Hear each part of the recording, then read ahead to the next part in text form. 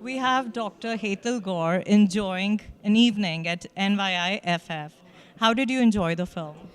I actually loved it, and I liked the movie just because it was such a well balanced movie, right? It showed both the sides, side of India, and how India has benefited from Beatles, and as well as how Beatles have benefited from India. I think it was a very mutual benefit on both sides. It was not a parasitic relationship; it was very symbiotic relationship. I feel, and I think Beatles have made Indian music, Indian culture pretty mainstream before all this social media in the 60s and 70s. And but also they showed the vulnerability of a lot of people, right? They showed about the drug addiction. They showed about the Maharshi and how he got corrupted with the greed and the fame. And so I like that aspect of the movie because it was not even just one-sided all praise, but it showed the human side of things and how things, in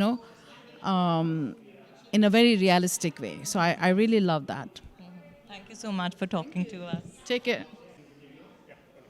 I'm with Amita Singh, who enjoyed the closing film, The Beatles and India. And my question to her is, Amita, you grew up in India in 60s.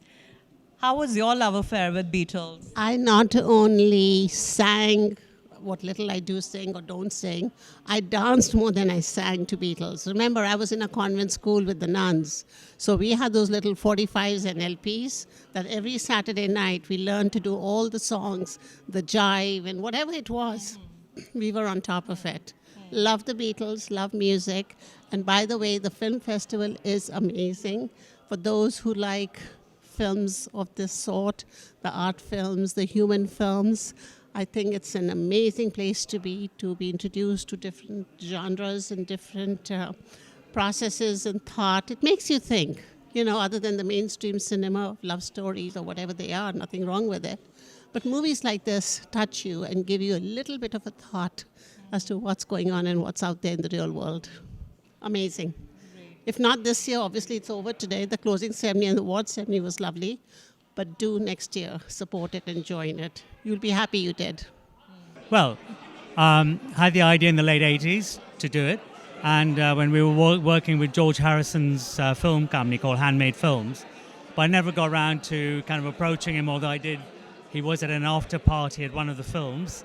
But I guess being a fan, I was a bit nervous kind of approaching him. But I always had it in my mind. And when Rishikesh opened, it kind of gave me the impetus to kind of get started on it.